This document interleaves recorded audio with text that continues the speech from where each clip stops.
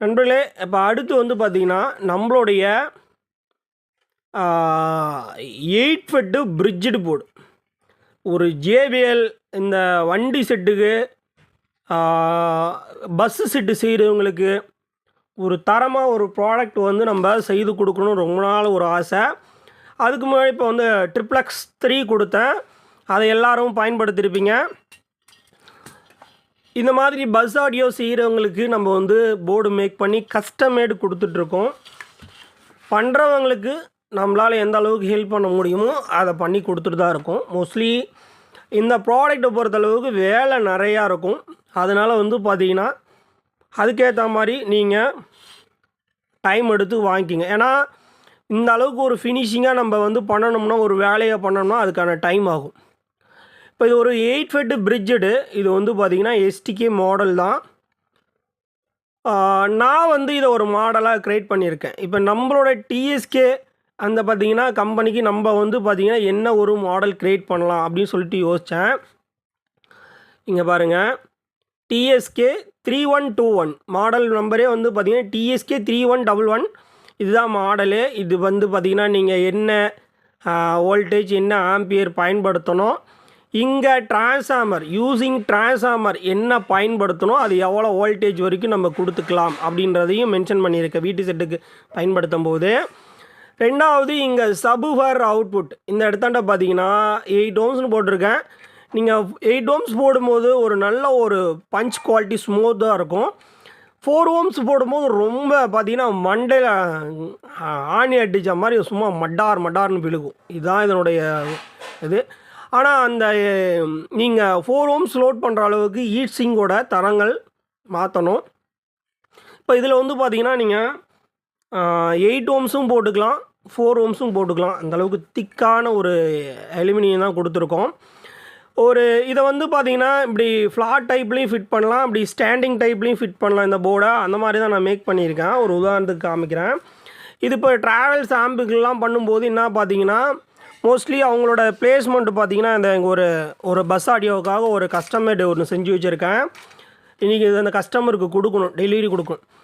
ஒரு JBL subwoofer போடுற மாதிரி 2 அதாவது 4 10 inch woofer, left right woofer, 2 surround, 2 centre, 2 vocal, 6 channel, sound 6.5. நிறைய நண்பர்கள் நான் கொடுத்துட்ருக்கிறேன்னா அப்படின்ற ஒரு சந்தேகங்கள் இருக்கும். இதை வந்து ஒரு கஸ்டமருக்கு நான் பண்ணி கொடுக்குறேன். அதை தான் நான் இந்த வீடியோவில் ஷோ பண்ணுறேன். உங்களுக்கும் இந்த மாதிரி வந்து இதில் வந்து பார்த்திங்கன்னா நீங்கள் சிங்கிள் JBL போட்டு 8 ஃபெட்டு கேட்டாலும் கிடைக்கும், 4 ஃபெட்டு கேட்டாலும் கிடைக்கும். உங்களோட அந்த செட்டுக்கு ஏற்ற மாதிரி இன்ச்சஸ் போட்டு பண்ணி கொடுத்துருவேன். 14 இன்ச்சு லென்த்து அலுமினியம் வரைக்கும் நான் போர்டு போட்டு பண்ணி கொடுக்குறேன்.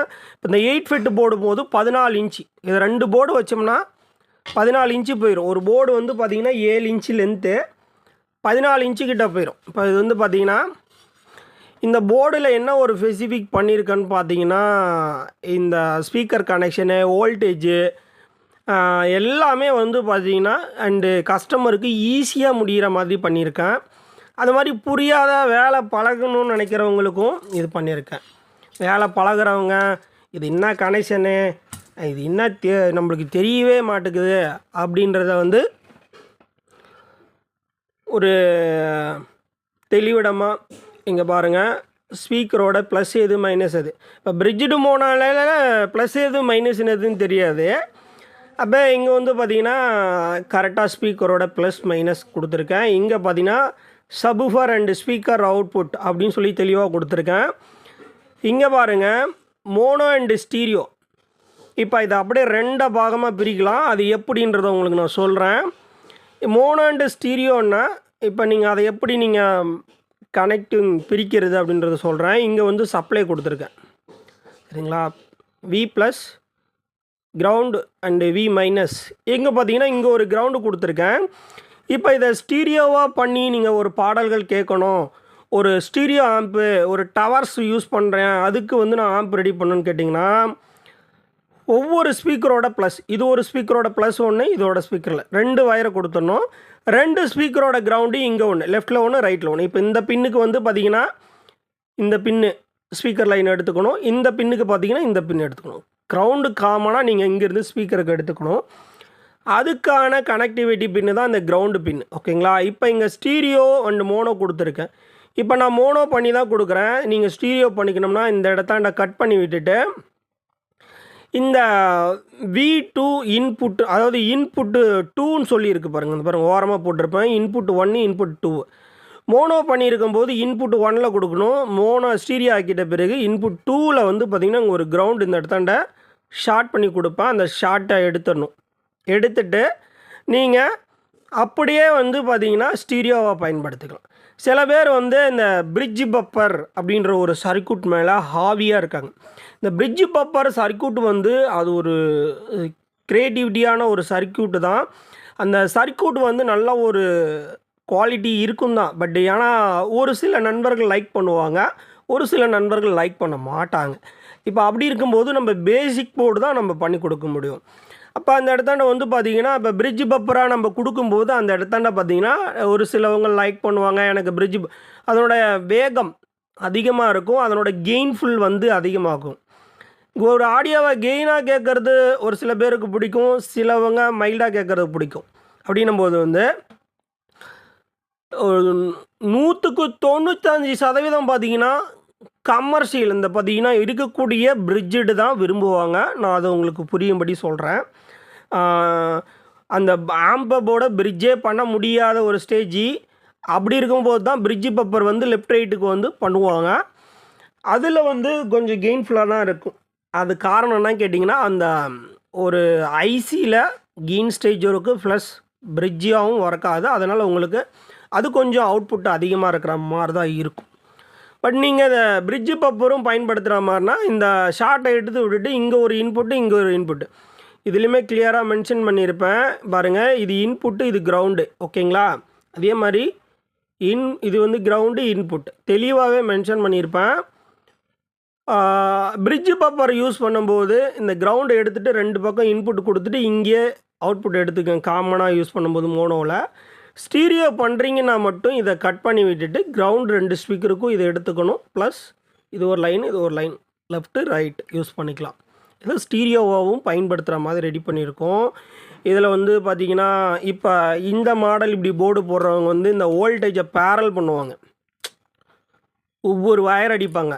அப்போ அப்படின்னும் போது வந்து அந்த வேலையுமே பார்த்திங்கன்னா ட்ராக்கோட திக்னஸை இன்க்ரீஸ் பண்ணி ரவாக்கு அந்த காப்பர் கூட வேஸ்ட் ஆகாமல் அந்த கேப்பை ஃபில்லப் பண்ணி நம்ம ரெடி பண்ணியிருக்கோம். இப்போ இதை ஸ்டாண்டிங் டைப்பில் ஃபிட் பண்ண போகிறோன்னா எல்லா பின்ஸும் வெளியே தேவைப்படும். இப்போ பாருங்கள், இந்த மாடலில் ஃபிட்டிங் பண்ண போகிறோன்னா இந்த பின்ஸ் கனெக்டர் எல்லாமே நம்ம பற்ற வைக்கக்கூடியது எல்லாம் வெளியே வேண்டும். அப்படின்னும்போது வந்து நம்ம போர்டு டிசைன் பண்ணும்போதே இந்த மாதிரி கொண்டு வந்துட்டேன். அந்த மாதிரி ஸ்பீக்கரோட லைனும் இங்கே ஒன்று இல்லாமல் நான் வந்து பார்த்திங்கன்னா ஒரே இடத்த கொண்டு வந்துட்டேன். ஆக்சுவலி அது ஒரு ஒரே இடத்த அவங்க லைன் அவுட்புட் எடுத்துக்கிற மாதிரி அப்படின்ற மாதிரி நம்ம ரெடி பண்ணியிருக்கோம். இப்போ இதனோட விளக்கம் உங்களுக்கு புரிஞ்சிருக்கும். இப்போ இன்னும் இதில் வந்து பார்த்திங்கன்னா நல்ல திக்னஸ் வேணும் இப்போ அப்படின்னு நினைக்கிறவங்களுக்கு இந்த மாதிரி திக்கான அலுமினியத்துலேயே கஸ்டமேடு பண்ணித்தரோம். இந்த ஸ்க்ரூலாம் வந்து பார்த்திங்கன்னா நம்ம த்ரெட்டன் போட்டு கொடுத்துருவோம். இந்த த்ரெட்டு டைப் டாப்பிங் டைப்பில் போட்டு கொடுத்துருவோம். டாப் பண்ணி நீங்கள் ஒரு ஸ்க்ரூ கூட நீங்கள் வந்து ஹோல்ஸ் பண்ணாத அளவுக்கு நம்மளே பண்ணி கொடுத்துருவோம். ஸ்க்ரூ வந்து ஃபுல்லாகவே டாப்பிங் தான். ஏன்னா ஒரு திக்கான அலுமினியன்றதுனால நாளைக்கு ஒரு ஸ்க்ரூ கழட்டி போடணுனாலும் அதை நீங்கள் வந்து 2-3 டைம் கழட்டி போட்டிங்கன்னா அந்த இடத்தாண்ட உங்களுக்கு கம்ப்ளைண்ட் ஆகாத அளவுக்கு நம்ம ரெடி பண்ணியிருக்கோம். அந்த மாதிரி இந்த ட்ராவல்ஸ் ஆம்புனாலே பஸ் ஆம்புனாலே நம்ம ஃபுல்லாகவே வந்து டேப் பண்ணி ஸ்க்ரூ பண்ணி கொடுத்துருவோம். நீங்கள் அப்படியே டேரெக்டாக கேபினெட்டில் வச்சு ஃபிட் பண்ணிக்கிற மாதிரி கொடுத்துருவோம். எனக்கு வீட்டு செட்டுக்கு நல்லா திக்கான அலுமினியம் வேணும் அப்படின்னா தாராளமாக கஸ்டமேடு அதுவும் பண்ணித்தரோம். அந்த அலுமினிய காஸ்ட் இன்க்ரீஸ்ட் ஆகுது. ஓகேங்களா? இந்த இடத்தாண்ட பார்த்தீங்கன்னா இங்கே நீங்கள் என்னென்ன மேட்ச் பண்ணலாம் அப்படின்றத நான் செக் பண்ண வரைக்கும் கொடுத்துருக்கேன். என்னோட கிட்டேருந்து போர்டு வாங்கிட்டு போய் ஒரு customer Pioneer dual voice coil 8 ohmஸாக மாற்றி இந்த போர்டை அடித்து போட்டிருக்காரு. அதனோட வீடியோவை இதில் வந்து நான் கடைசி பேஜில் கொடுக்குறேன். அவரும் ஹாப்பி தான், நல்ல ஒரு தரமான ரிசல்ட் இருக்குது அப்படின்னு சொல்லியிருக்காரு. இதில் நான் மென்ஷன் பண்ணியிருக்கேன் JBL அண்டு சோனி சபுவர் மேட்சிங் அப்படி சொல்லி கொடுத்துருக்கேன். பிராண்டடு டியூபு இதெல்லாம் நீங்கள் போடும்போது பக்காவாக இருக்கும். அந்த ஃபிக்ஸடாக இப்போ டியூப்லாம் JBL போகிறீங்கன்னா அந்த JBL டியூபோடு வாங்கி போடும்போது நல்லாயிருக்கும்.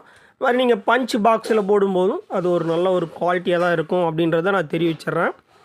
வீட்டுக்கு இது நல்லா தரமாக இருக்குமான்னு பார்த்தீங்கன்னா, அதிகமான வெறியர்கள் பார்த்தீங்கன்னா அந்த பேஸ் டியூப்பை கரெக்டாக வச்சுட்டு பேஸ் டியூப் அந்த சப்வூஃபரை கரெக்டாக சூஸ் பண்ணுறவங்க, கரெக்டான ஒரு கஸ்டமேடு அந்த ட்ரான்ஸ்ஃபார்மரை சூஸ் பண்ணி ஆம்ப்ளிஃபையர் அசெம்பிள் பண்ணுறவங்களுக்கு ஒரு வெறித்தனமான சப்வூஃபர் வேணும்ன்றது போது வந்து கரெக்டாக அது பார்த்திங்கன்னா இந்த TSK 3121 மாடல்னு நீங்கள் சூஸ் பண்ணி நீங்கள் தாராளமாக கேட்கலாம். அதாவது 8 ஃபெட்டு பேரலல் மோனோ அந்த சாங்ஸ் கேட்குறதுக்கும் 8 ஃபெட்டு பிரிட்ஜ்டு மோனோ அந்த சாங்ஸ் கேட்குறதுக்கும் அது ஒரு குவாலிட்டி வேறு இருக்கும். அதே மாதிரி 8 ஃபெட்டு என்றைக்குமே சரிங்க ஆடியோவுக்கு பிரிட்ஜிடை பயன்படுத்தக்கூடாது, சப்வூஃபருக்கு பயன்படுத்தலாம். ஓகேங்களா? இப்போ இந்த ஸ்டேஜை விட்டுரும். அதுக்கடுத்து பார்த்துட்டிங்கன்னா இந்த நம்ம வந்து என்ன பண்ணுவோம் பார்த்தீங்கன்னா அந்த ஸ்பீட் பேக் வேல்யூ ஆம்பு போர்டில் எப்படி பண்ணுறது அப்படின்றத காமிச்சிட்றேன். நிறையா நண்பர்கள் கேட்டிருந்தாங்க. இங்கே பாருங்கள், இது ஒரு ஆன்லைன் சர்க்யூட்டு.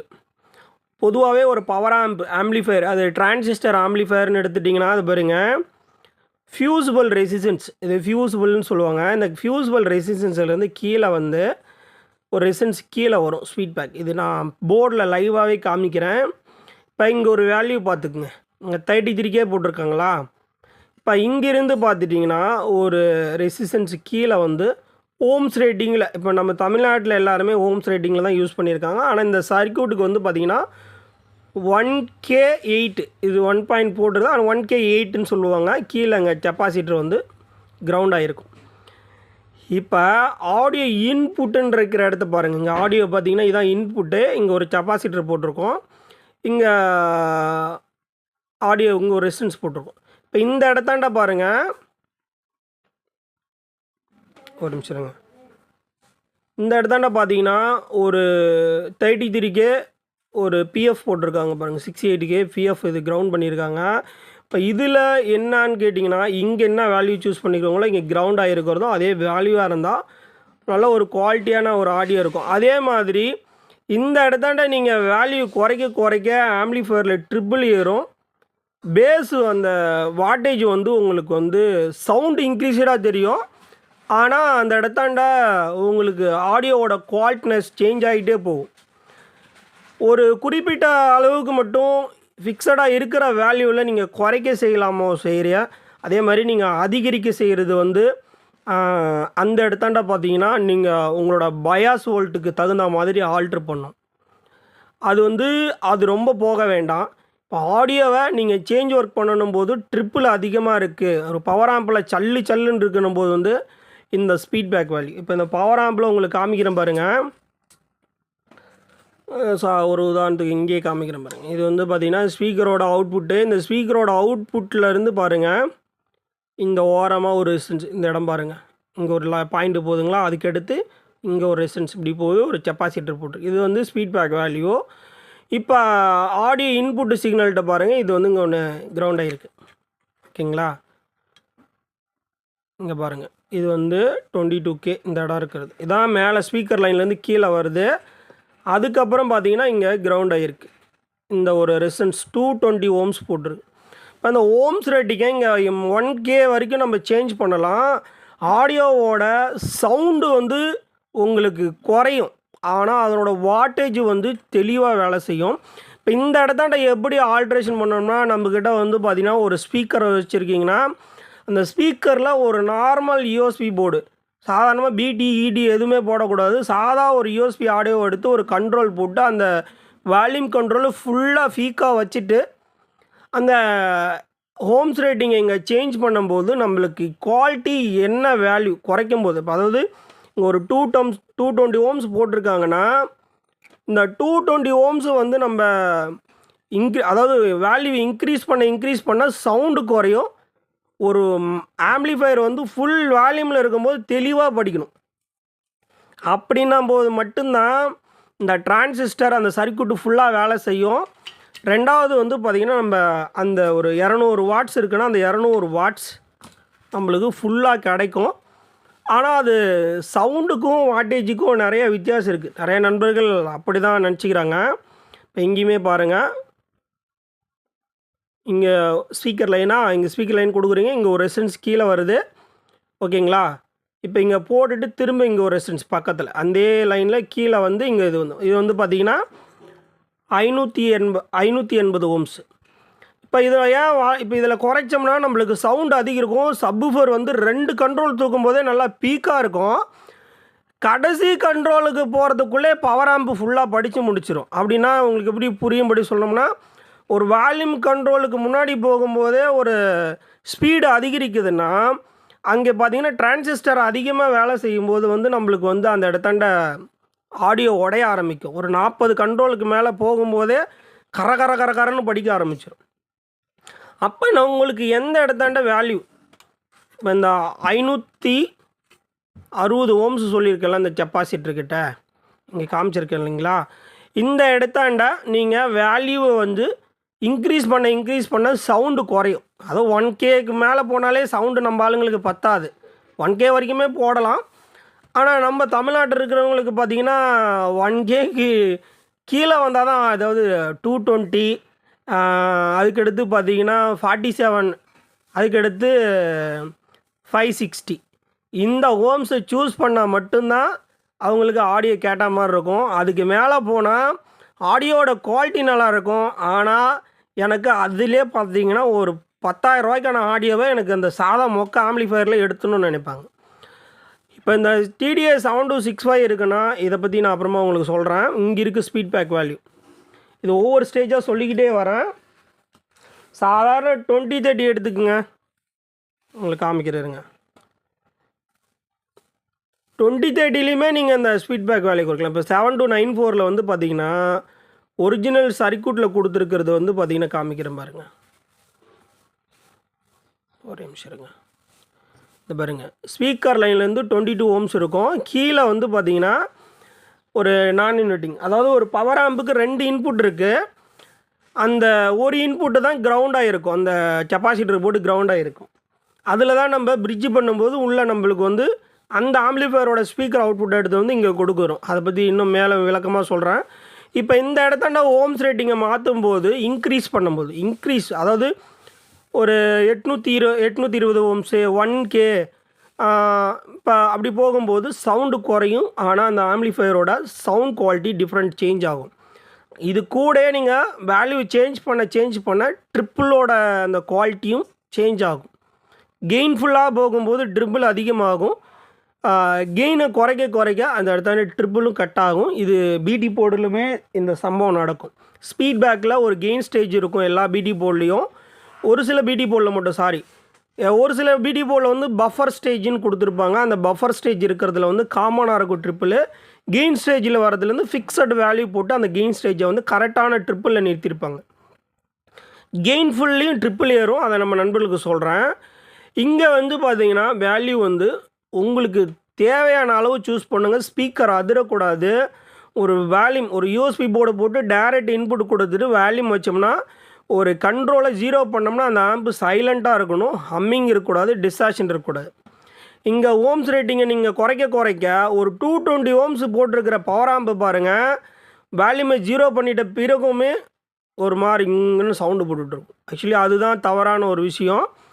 ஆனால் ஆடியோ கேட்குறதுக்கு பீக்காக இருக்கும்.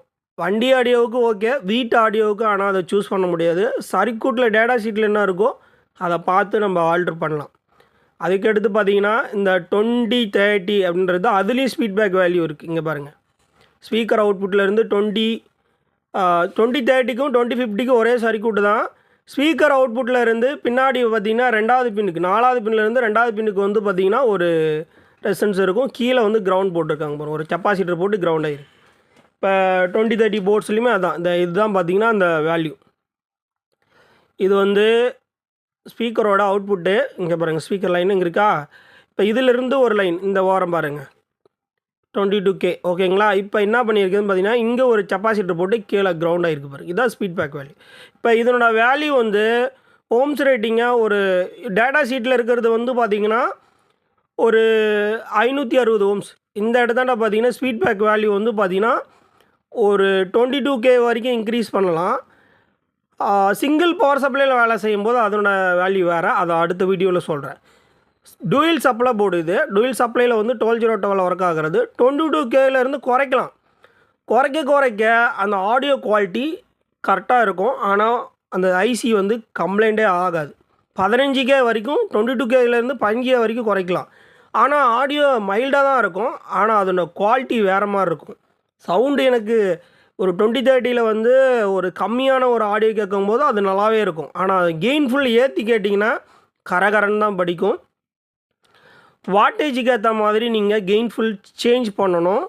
அதை வந்து இங்கே, அதாவது நல்லா கேட்டுக்குங்க, கிரவுண்டாக இருக்கிறத இன்க்ரீஸ் பண்ணணும். அதாவது இங்கே வந்து வேல்யூம் இருக்கிறத வந்து நீங்கள் குறைக்க செஞ்சுக்கணும். இல்லை ஆல்ரெடி போட்டிருக்கிற வேல்யூவே எனக்கு கரெக்டாக தான் இருக்குன்னும் போது வந்து இந்த இடத்தாண்ட வந்து பார்த்தீங்கன்னா ஒரு 22K போட்டிருக்காங்களா, ஒரு 18K போடலாம். அப்படி இல்லைனா ஒரு 27K போட்டாங்கன்னா இன்க்ரீஸ் ஆகும். ஆனால் இதை எடுத்துகிட்டு தான் பண்ணணும்.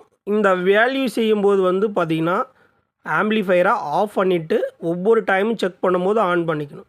நீங்கள் இதை ஓப்பன் பண்ணி விட்டிங்கன்னா அந்த சர்க்யூட்டே கம்ப்ளைண்ட் ஆயிரும். அதை நான் உங்களுக்கு சொல்கிறேன். ஆக்சுவலி இது டிரான்சிஸ்டர் போர்டுக்கும் சரிங்க, எந்த போர்டுக்காக இருந்தாலும் அந்த ஸ்பீட் பேக் வேல்யூ வந்து எங்கே இருக்கிறத ஓப்பன் பண்ணி விட்டால் உங்களுக்கு பிரச்சனை ஆயிரும்னு பார்த்தீங்கன்னா, இந்த ஸ்பீக்கர் லைன்லேருந்து கீழே வருது பார்த்தீங்களா, அந்த வேல்யூ மட்டும் எடுத்துகிட்டு வேலை செய்யக்கூடாது. அதை நான் நம்ம நண்பர்களுக்கு தெளிவாக சொல்கிறேன். இந்த இடத்தாண்ட வேல்யூவே இல்லைனாலும் அந்த பவர் ஆம்பு கம்ப்ளைண்ட் ஆகாது. இங்கே இடத்தாண்ட நீங்கள் எடுத்துகிட்டு கூட ஆன் பண்ணலாம். ஆனால் இந்த வேல்யூ 22K மேலே மட்டும் ரிமூவ் பண்ணிவிட்டு நீங்கள் பவர் ஆம்பு ஆன் பண்ணிட்டீங்கன்னா ஐசியும் போயிடும், ப்ளஸ் பவர் ஆம்பும் கம்ப்ளைண்ட் ஆயிரும். ஆனால் இந்த இடத்தாண்ட வந்து பார்த்திங்கன்னா வேலை தெரிஞ்சவங்க பண்ணுங்கள், தெரியாதவங்க செய்யாதீங்க. அப்படி இல்லைனா கேட்டுட்டு ஆலோசனை கேட்டுட்டு வாட்ஸ்அப்பில் கேளுங்க, விளக்கம் சொல்கிறேன். இந்த பவர் ஆம்புக்கு இது பண்ணலாமா, இல்லை திறமை உள்ளவங்க ட்ரை பண்ணுங்கள். ஆக்சுவலி எப்படி ஆல்ட்ரு பண்ணுறது அப்படிங்க. இந்த இடத்தாண்ட ஆல்ட்ரு பண்ணும்போது டைரெக்ட் யூஎஸ்பி போர்டு கொடுத்து செக் பண்ணுங்கள். அதே மாதிரி ஸ்பீக்கரோட உங்களுக்கு ஆடியோ குவாலிட்டி எந்த அளவுக்கு தேவைப்படுது அப்படின்றத அதுக்கப்புறமா தான் ப்ரீ ஆம்ப்ளிஃபையரை சூஸ் பண்ணணும். நம்ம எவ்வளோ கெயின்ஃபுல்லாக கொடுக்கணும் அப்படின்றத அது ஆல்ட்ரேஷன் அங்கே பண்ணலாம். ப்ரீ ஆம்ப்ளிஃபையர்லேயும் பண்ணலாம். பட் ரொம்ப நாளாக நம்ம நண்பர்கள் கேட்டிருந்தாங்க. இது பார்த்திங்கன்னா இந்த வீடியோவை 22 நிமிஷம் போயிருக்கு. இப்போ இந்த டிடிஎஸ் 7297 ஸ்பீட் பேக் வேல்யூவே கிடையாது. என்ன காரணம்னு பார்த்தீங்கன்னா 7265 கூட இருக்குது. அது மாதிரி கார் ஆம்பு 4 சேனலில் கூட ஸ்பீட் பேக் வேல்யூவே கிடையாது. அதில் டேரெக்ட் இன்புட்டு அவுட்புட் அவ்வளோதான். ஸ்கேன் பை வோல்ட் இருக்கும். இதிலும் அது மாதிரி தான். இந்த மாதிரி 2030 டிடிஎஸ் 7265 டிரான்சிஸ்டர் ஆம்ப்ளிஃபையர் டிடிஎஸ் 7294 இந்த மாதிரி ஐசிகளில் மட்டும்தான் நீங்கள் ஸ்பீட் பேக் வேல்யூ அட்ஜஸ்டபிள் பண்ண முடியும்.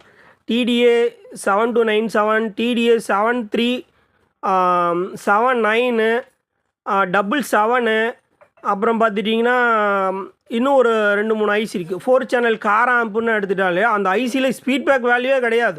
Fixed audio. அந்த ஸ்பீட் பேக்கை வந்து ஐசிக்குள்ளே பார்த்தீங்கன்னா ஃபிக்ஸடாக வரும். அது டிரைவரே கிடையாது. ஸ்கேன் பை வோல்ட்டு இன்புட் ஆடியோ கெப்பாசிட்டரு அவ்வளோதான். அவுட்புட்டு கூட கெப்பாசிட்டர் இருக்காது. டேரெக்டாக பாருங்க, டேரெக்டாக ஐசி பின்லேருந்து டேரெக்டாக பார்த்தீங்கன்னா ஸ்பீக்கருக்கு போயிடும்.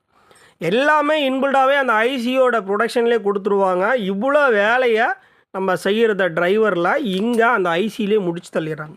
எல்லாமே அந்த ஃபுல்லாகவே ஐசிக்குள்ளேயே முடிஞ்சிடும். அதனால தான் அந்த போர்டு இவ்வளோ ஷார்ட்டாக இருக்குது. Thank you friends. அது பார்த்தீங்கன்னா அந்த வீடியோவில் காமிச்சிருக்கேன். நிறைய நண்பர்கள் சப்போர்ட் பண்ணுறீங்க. அந்த சப்போர்ட்டில் இருக்கிறதுனால மட்டும்தான் நான் பார்த்தீங்கன்னா அடுத்தடுத்து நம்ம நண்பர்களுக்கு என்ன கொடுக்கலாம் அப்படின்றத யோசிச்சு பண்ணிகிட்டே இருக்கேன். அதே மாதிரி இன்னும் ஒரு பவர் ஆம்ப் ஹை வோல்டேஜில் 5 சேனல் போர்டு வரப்போகுது. அதையுமே கூடிய விரைவில் கொடுக்குறேன். அது வந்து பார்த்திங்கன்னா இப்போதைக்கு வந்துட்டு இருக்கிற ப்ராடக்ட் பிசிபியில் மேக் பண்ணி தான் கொடுத்துட்ருக்கேன். அதையும் இந்த மாதிரி லைக் பண்ணுற மாதிரி கொடுக்குறேன். அதே மாதிரி நிறைய நண்பர்கள் வந்து பார்த்திங்கன்னா வீடியோ பார்த்துட்டு பார்த்தீங்கன்னா தெளிவாக பார்க்காமே ஃபோன் பண்ணி கேட்குறீங்க. ஃபுல் வீடியோவை பாருங்கள். உங்களுக்கு யூஸ்ஃபுல்லாக இருந்தால் பாருங்கள். ஒரு விஷயம் தேவைன்னா ஃபுல்லாக பாருங்கள், தேவையில்லைன்னா ஸ்கிப் பண்ணி விட்டு உங்களோட வேலையை பார்க்கலாம். ஏன்னா ஒரு முழுசாக ஒரு விஷயத்தை இவ்வளோ நேரம் டைம் எடுத்து வீடியோ போட்டு சொல்கிறேன்னா அது முழுசாக பார்க்காம சில பேர் வந்து வாட்ஸ்அப்பில் கேட்க ஆரம்பிச்சிடுறாங்க, அது இப்படின்னு. எனக்கு தெரிஞ்ச வரைக்கும் எக்ஸ்பிளைன் பண்ணியிருக்கேன். எனக்கு தெரியாத ஒரு சில விஷயங்களும் இன்னும் இருக்குது. நானுமே இன்னும் கற்றுக்கிட்டு தான் இருக்கேன். ஏன்னா இவ்வளோ விஷயம் சொல்கிறேன்னா இதில் வந்து நான் வேலை செஞ்ச வரைக்கும் தான் சொல்லியிருக்கேன். நான் வேலை செய்யாத இந்த சர்க்யூட்டில் இன்னும் நிறைய இருக்குது. அது உங்களோட திறமைகளை இறங்கி வேலை செய்யும்போது கம்பல்சரி அதுக்கான திறமையை கற்றுக்கிட்டு ஒரு கவனமாக வேலை செய்யணும். இந்த ஆல்ட்ரேஷனை பொறுத்தளவுக்கு கவனம் இல்லாமல் வேலை செஞ்சிங்கன்னா நஷ்டங்கள் வந்து டிரான்சிஸ்டர் போகும், பவர் ஆம்பு போகும், ஐசி போகும். அதெல்லாம் யோசிச்சுக்கிட்டு இந்த வேலையில் செய்யுங்க. திறமை உள்ளவங்களுக்கு மட்டும்தான் நான் அதை வந்து பார்த்திங்கன்னா சொல்லியிருக்கேன். உங்களோட திறமை அது வந்து சக்ஸஸ்ஃபுல்லையும் முடியலாம், ஃபெயிலியர்லேயும் முடியலாம். நான் முடிஞ்ச அளவுக்கு வந்து பார்த்திங்கன்னா நிறையா ஃபெயிலியரும் ஆகிருக்கு, நிறையா சக்ஸஸ்ஃபுல்லியாகவும் ஆகிருக்கு. நன்றி நண்பர்களே, மீண்டும் நம்ம அடுத்த ஒரு வீடியோவில் சந்திப்போம். இந்த வீடியோ யார் யாருக்கெல்லாம் பயன்படாக இருந்ததோ அவங்க கமெண்ட் செக்ஷனில் உங்களோட கருத்துக்களை பதிவிட்டு போங்க. நன்றி.